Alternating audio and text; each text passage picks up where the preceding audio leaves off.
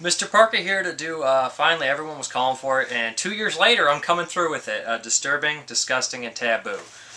This one I dug a little deeper, and over the time I've seen some movies that I would consider the fill in that genre. We're going to go with the disturbing. This one got to me, Where the Dead Go to Die. The disgusting, not this film, The Lady in the Sea of Blood is not the film I'm talking about. This comes with the short Necro on it. It's from Twisted Anger. I'm talking about Vince Ross, Necro. That's disgusting. It's probably pointless to show this. I just needed to hold something up. And Orozco, which I would call the taboo. I'm going to hop in the first, Where the Dead Go to Die, why I find this film disturbing. First of all, it's all animation. I did a review for this film, and there's just a lot of stuff in here that's just really unsettling, involving childhood and alternate dimensions and growing old and just all sorts of demonic things and weird things. And a boy loses his virginity. He's like an 8-year-old boy, loses his virginity to a demon dog, and they show it. And it's the way the dog talks and he acts like, but you have to lose your virginity first. It's just, it gets on my nerves, and it just, not on my nerves, it really bothers me. And there's these little dark figures, and the dark figures tend to do these head movements that always have got to me ever since I saw Jacob's Ladder. I find the subject matter to be a disturbing one, and it's batshit crazy, involving child pornography, and it's animated so it can show a lot more than a typical film would get. That's why I find the film disturbing. It has a whole dark tone and mood to it that's just unlike any other. And then we have the disgusting Vince Ross Necro. It's like I think it's only like 15 minutes, if that. And the film, to me, the first thing I would say is a blue tint. It has this blue, gloomy tint. It's shot on, I believe it's Super 8. I want to say it's Super 8mm. Anyways, it's very cheap, very dusty looking. And it's just basically this guy who brings in this woman, kills her, and then rapes the body. But that's not all there is to it. The film, I believe, has real sex, real oral sex, and the sound effects are amazing. But what's really gross is that the fact that he's eating her out with these pig intestines laid out on her stomach, and it looks, he's really screwing her, and the sound effects are insane because the guy, it's a little mental thing where he's actually imagining the sound effects of pleasure of the woman's getting off on it, like she actually enjoys it even though she's spurred out dead. It's visually a very gloomy, disgusting movie, and the sound effects are very disgusting, the subject matter is very disgusting. It's got a really cool twist ending. Everything about the film is just a disgusting piece or slice of cinema, and I do think it's a good movie though. It's really awesome short, and the ending, the scream, is just, I always enjoyed that. If anybody's seen it, The Blood Comes Down. That's Vince Ross on Necro. You can get that at Twisted Anger. And finally, the taboo is Orozco The Embalmer. You can get this at Massacre Video, Louis C. Justin's second release. Yeah, this is actually a pretty good film.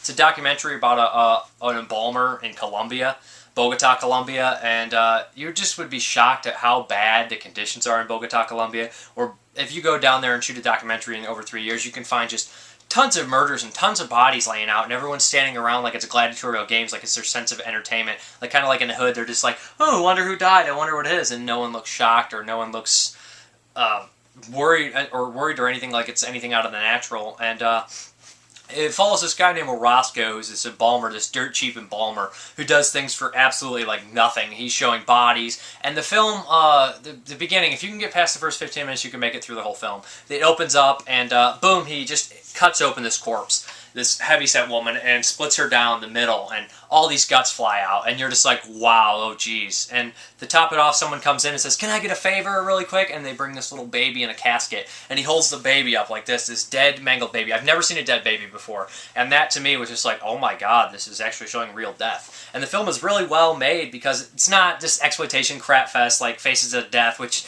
is schlocky at the same time as being like entertaining. I believe that Orozco was shot by an actual death photographer whose profession is death photography, shooting war shots and going around the world and just filming death, analyzing death through film. And it shows in here. It's more so about Orozco himself. A lot of people say it's repetitive, but just to hear Orozco talk and to hear him go through the motions and watch this man die doing his profession is also beautiful as well as the actual embalming techniques, and it's an art for this guy, as disgusting as it looks and crazy as it looks. It's just also strange to show how third world country this is and how normal life is for them and how death is surrounding them and nothing is absolutely taboo to them. It's just like, oh, there's bodies everywhere. It's not a big deal to them. And the film, I'm going to say a little spoiler in here because I think that it wraps around the story well, but the idea that he died from actually lifting the corpses, that he died from doing his job for too good.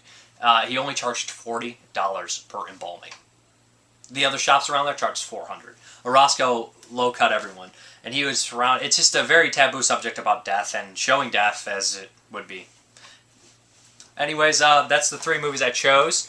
Of course, Disturbing, Where the Dead Go to Die, which is an animated cesspool of depravity and hell.